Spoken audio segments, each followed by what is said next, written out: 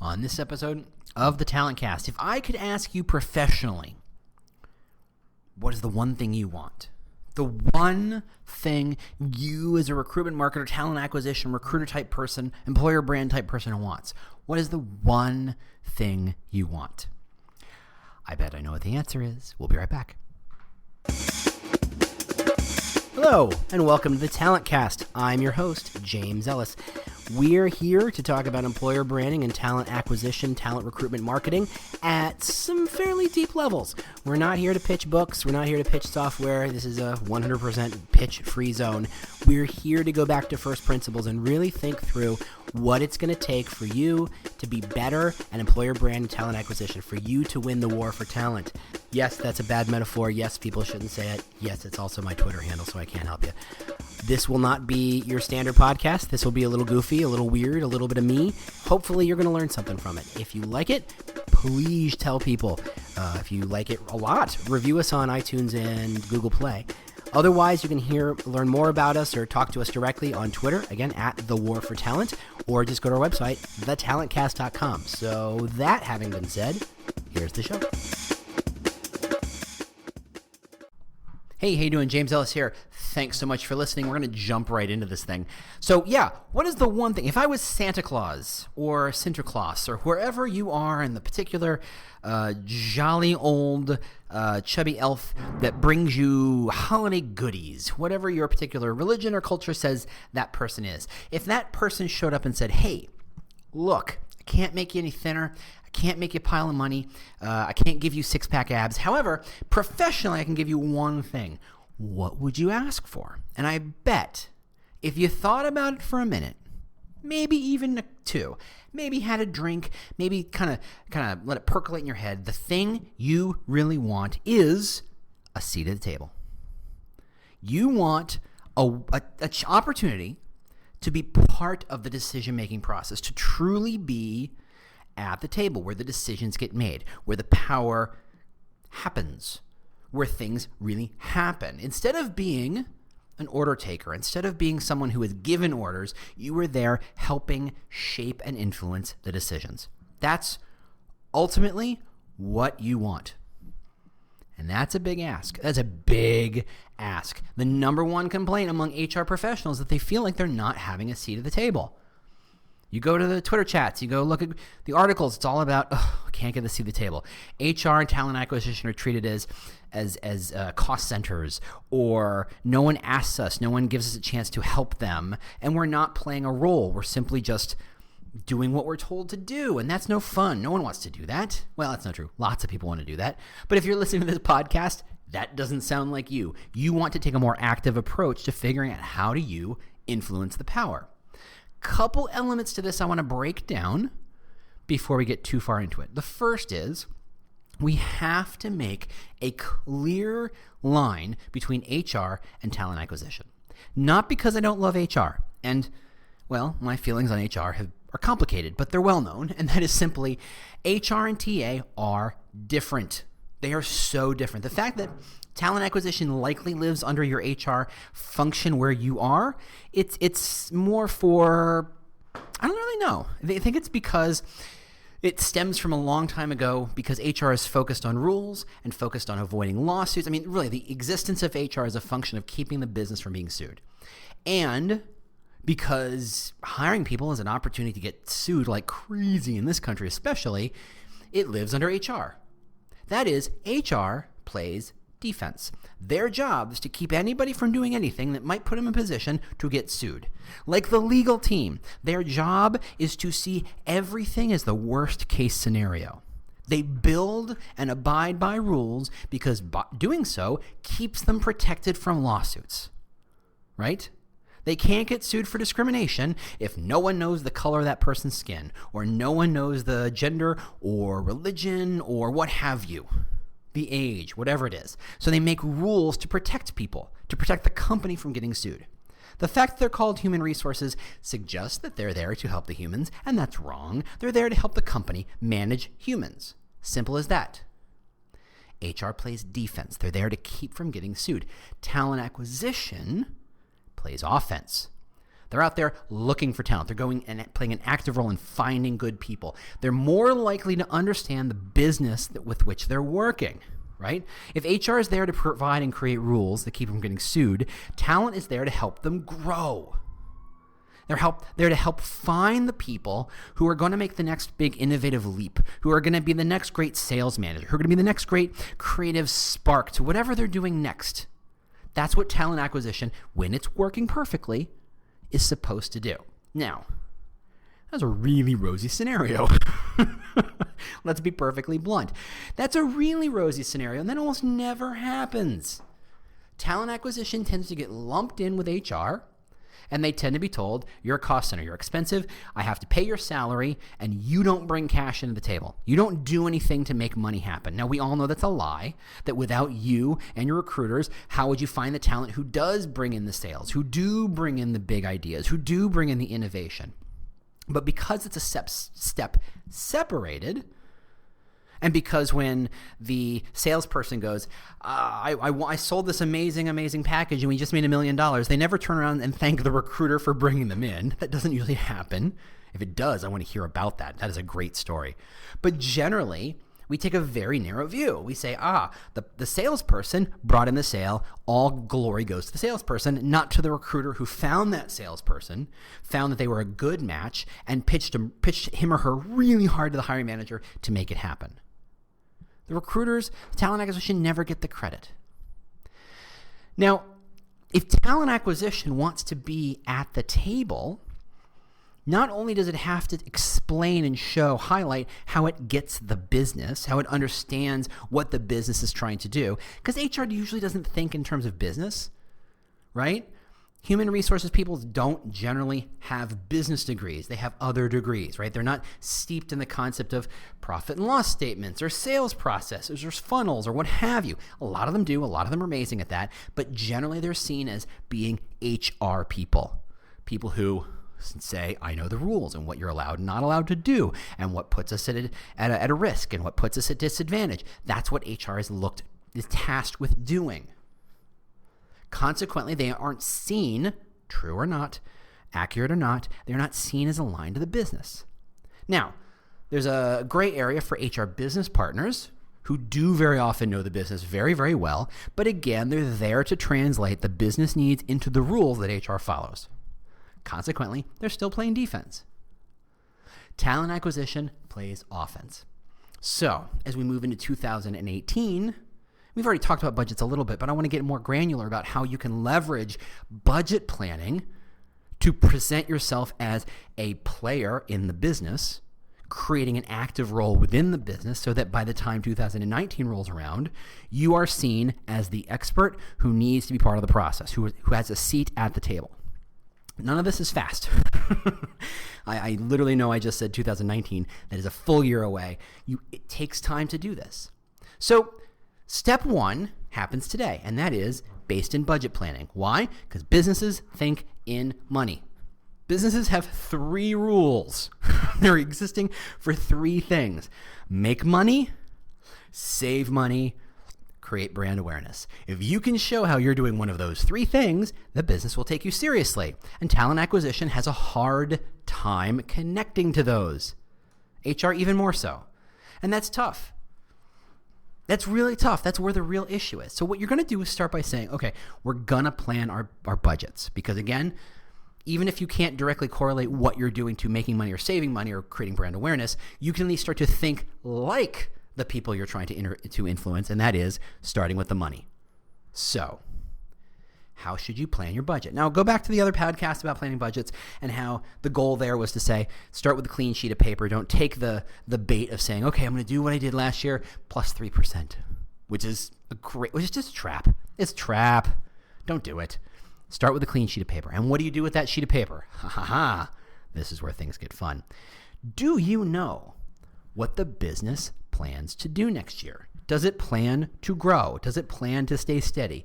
Does it plan to go by 2%? Does it plan to build a brand new plant in Saskatoon or Savannah or wherever, The Hague? I don't know. I'm just picking places. Do you know you're building a new factory? Do you know if you're building a new sales office or a shared service center or a whatever? Pardon my cough. What does the business want to do? Understand, go back to your data, and presumably you have access to some data. Look at your churn rates. Did you see a 10% turnover this year? 20%, 30%, 40%? Okay. If you have 100 people and you have a 20% turnover rate, guess what? You need to plan to hire 20 people this year. If you know you're going to grow 10%, you need to know you're going to hire 10% of 100 is 10. On top of the 20 with its churn, you need to hire 30 people. This is how businesses think. They like little spreadsheets, and you put this information together and you say, look, each department has this kind of churn rate. They're this size. Here's your anticipated growth. Here's the number of people we need to hire and where they are and what roles they're going to be. We can predict this, at which point the business goes, cool. That's pretty cool. Then you say, okay, some of these roles are entry level. Great. You know you're going to focus on your colleges and your universities and when they graduate and say, we're going to try and do as much of the hiring there as possible because it's cheaper to hire there. These kids don't know how much they're worth. Generally, they're not worth too much, but we're going to hire entry level and we're going to hire as much out of school as we can because by doing it in bulk and by doing it in big packages instead of one at a time, we get to save a lot of money. Oh, there's the magic word, save some money. Great, business is listening. And then you say, okay, some of those people we need to hire are mid-level people. And we know, based on the data, that it takes them a couple of weeks to a couple of months to decide they want to apply. They're not perpetually looking, but if they see something interesting, they'll engage. And you know that, a handful of those people you're looking to hire, maybe you don't know exactly who, but they're senior level people, meaning those people already know what companies they'd leave for. And the people who you would hire already know that you're one of their companies. Even if it's a year before you actually hire them, they already know. So your job at this stage as a talent acquisition employer brand type person is to say, we need to hire 3 senior level people this year. We need to create brand awareness now. We might not hire them for 3 or 6 or 12 months, but the brand awareness starts today. Otherwise, you're going to have to spend a megaton of cash on agency fees, search fees. Just go put all your money in a truck and back it up to the agency. Just give it to them and say, bring me a person, bring me a couple of names. You don't want to do that. That's how you spend money. And as business, we know businesses like to make money, save money, or build brand awareness. Showing that you're saving agency fees by saying we can anticipate where we need to hire and how to hire and what their consumer cycles are puts you in the framework of understanding how a business works. And the rest of the business will go, you get us. You understand what's going on. Take it a step further.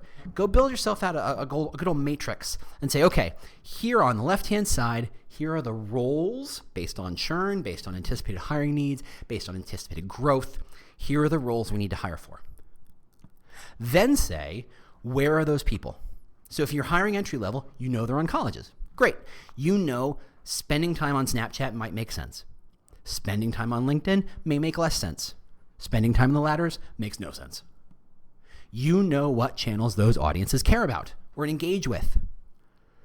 The problem I see is that companies try to spend money everywhere.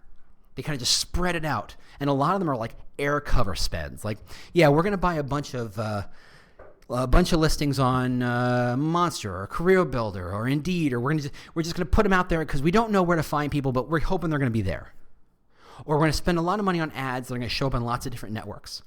We don't know who they're being shown to or when, but we need to do it. We need to be on Facebook. Why? Because we need to be on Facebook.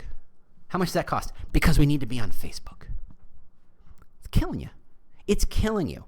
That kind of engagement is what makes the business go, you have no idea what you're talking about. However, but by mapping it out and building that matrix of here are the roles, here's where they live, and then you can create some correlations about this is where we should be spending our money to achieve those goals. The business goes, that's funny. That's what we do. whether it's your sales organization, your marketing organization, your technology, your development organization, your engineering development, or whatever. They all have that same process. What are we trying to achieve? How do we achieve it? They get that. That is how the business thinks. And again, by creating parallelism between how you do things and how they do things, you are far more likely to get their attention. You are far more likely to be influential in terms of how to make things happen. But that's just step one. That's just the budget cycle. That's just, let's call it December. That's how you're going to do December. The next step is complicated, but by no means unimportant. And that is, if you say you're playing offense, you're going to go find these amazing, talented people. And then you say, here's how our plan to do it is. Here's how we're going to make it happen. We're going to spend a lot of money on Facebook or Snapchat or LinkedIn or Indeed or Career Builder or Glassdoor or wherever the hell. I get no money from any of these people, remember. I don't care. The next problem or situation is to say, how are we doing? Hey, just interrupting myself for just a second, just to remind you that because this podcast has made me extraordinarily wealthy, there's really nothing you can do. You don't have to buy anything. You don't have to make any commercials or anything. You do not have to donate anything at all to keep this podcast going. Again, wealthy beyond my wildest dreams. Thank you all. I appreciate it. All you can do to help me make this podcast even better somehow is to review us on iTunes and Google Play and other places that you review and share podcast information. That's all you got to do. Leave some stars, leave a review, whatever you got to do. We really appreciate it. It's what keeps us going. Thanks to the people who've done it already, but keep them coming. We really do. Like I said, we really do appreciate that. That's all I had to say. Again, I want to stop interrupting myself to bring you the amazing voices of me. Bye. As we talked about in a previous podcast, quality is complicated. What your business partners want is for you to help them hire the best people. How do you define best? How do you define quality? That's a whole other episode. You should dive deeply into my catalog, I guess. I don't know. But most talent acquisition spaces don't ever go back and say, how are we doing? Did we find somebody? How could we be better? Now, granted, asking your business partners how to be better is kind of like when your cable company says, how can we be better? Well, there's a myriad of ways in which you can be better. You can provide better services. You can be lower cost. You can actually show up on time. But you have to define what's the most important element you're bringing to the table. You need to be able to say what people care about is quality, speed, timing, planning, and say that's what we're going to measure ourselves on. That's what you're going to ask for feedback on. And asking for feedback is terrifying. Asking for feedback is literally saying, would you mind taking this stick and hitting me in the face with it? Oh, sure. They're going to do it nicely. They're going to say something positive about you at the beginning and something positive about you in the end. But in the middle, they're going to take a stick and they're going to smack you in the face with it. They're going to do that thing when they say something nice, what they really think, and then something nice again. And that sucks. But until you know what they need, until you know how they perceive what you're doing and what you're delivering, you can't know if you're doing a good job. Because ultimately, what you're trying to do is be a consultant to them. Help them bring to bear your expertise about how to find amazing people. Look, your business partners, the people on the other side of the table, are wonderful, smart, kind, attractive, sweet people. And they know their shit. They know what they're doing. They know how to sell. They know how to market. They know how to develop. They know how to manage teams. They know how to do all of these things. And as someone who's spent a lifetime in the web space, I understand this problem. As a web developer and as a web designer, everybody thought that because they used the web, they were also a web designer, and they thought they were entitled to their opinion about what shade of blue I should have chosen for the background, or what level of navigation should there be, or what should that label be. They thought because they used the system, they knew the system, and were entitled to an opinion equal to my own, and that was a lie. That was a misunderstanding. In the same way, just because they hire people, they pretend they know as much as you do, and they don't. And the only way to kind of present that is saying, look, you're wonderful, smart, attractive, kind, sweet people. However, we know better than you do, and we're here to help. It's usually the last part of that sentence that never happens. Usually you just say, look, we know this better. Let us take this over. And you have to create a partnership with the business. Otherwise, what you want to do will never happen. And this is a lesson I'm learning every day and having it reinforced every single day, is that by yourself, you do not achieve the change. By yourself, you can shout, you can tilt at windmills, you can make a lot of noise, but you can't create change by yourself. Can't be done. Change happens when everybody buys in and says, yes, let's make that happen. Now let's make that happen together. And that means not just compromise, but influencing, helping people see what could be down the road and how you can play a part and how they can play a part. Right? These people who are your business partners, they want to play a role. They want to have the best people. They don't want to just give it to you and say, you bring me people, because that assumes that they don't know what they're talking about and they don't know what they need. And that's a kick in the ego that nobody wants. You need to be consultative. Hey, we know that there's, yes, developer market is super tight. It's super, super tight in 2 months when this happens. So we need you to either now or you need to hunker down and survive for 6 months before we can hire somebody. That's consultative, making them aware that things are happening. Hey, you need to hire the next team manager. Maybe you should wait until we have a new class of people from college for entry level so you can promote from within and increase morale and do all the wonderful things that promoting from within does. That's consultative. That's what they want from you, whether they say it or not. That's what they want. But you need to ask for feedback. You need to give them ways of measuring the value you're bringing to the table, because that's the only way you're going to get to the table. And so over a year of asking for feedback and delivering results and showing how we mapped these needs based on churn, based on business growth, based on your planning, you asked to grow the business 20%. Well, to do that, you have to hire 20% more people. The CEO cannot simply say, hey, everybody, we're going to grow our business by 20%, and that be a surprise to talent acquisition and HR. You have to be able to say, great, we want to help you grow. We absolutely want to help you grow, and this is what it costs to grow. This is what we have. These are the number of recruiters we have. This is the number of dollars we have to do recruitment marketing, and you're asking for X, and we have Y, and here's where the gap is. And if you just complain or you just say, here's the gap, it looks like you're complaining and that gets you nowhere. Trust me. Trust me. What you need to do is establish a plan based on data, ask for feedback, listen to the feedback, show how you're changing based on the feedback, showing on a quarterly basis how your plan is working. Hey, turns out you plan on a 20% churn. Something's going on. You're seeing 25 and 30% churn.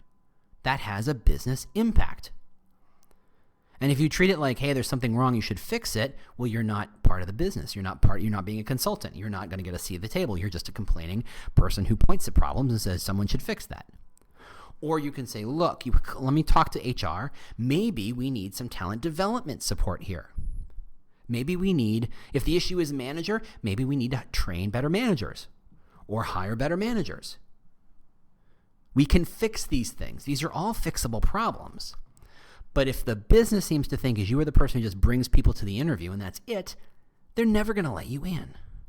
But if you build a plan, enact the plan, measure the plan, and ask for feedback, suddenly you're setting the stage for a 2019 conversation where you say, look, here's what we did in 2018.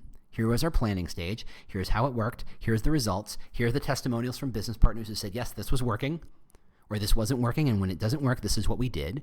That's how you begin to have the conversation with the C-suite on whatever level and say, we need to be part of the process. We understand how you think. We understand what the business needs just as well as the business does, but we bring our own expertise to bear around talent. And that's how you get to the seat at the table. Oh, it was a nice short podcast. Not as fun as I wanted to be, but whatever. You're going to do it. Thanks so much for listening. Thanks so much for sharing. I appreciate it. Thanks for reviewing us. All that wonderful stuff. I do appreciate it. It's been an amazing year. This is episode 56. I don't know that I expected to be here. So 56 episodes in and still having stuff to say. Hopefully you're getting some value out of it. If you are, share it. Tell me. Tell your friends. Otherwise, have a great week, and I'll talk to you again next week. Thanks so much for listening. Bye. Do you love news about LinkedIn, Indeed, Google, and just about every other recruitment tech company out there? Hell yeah.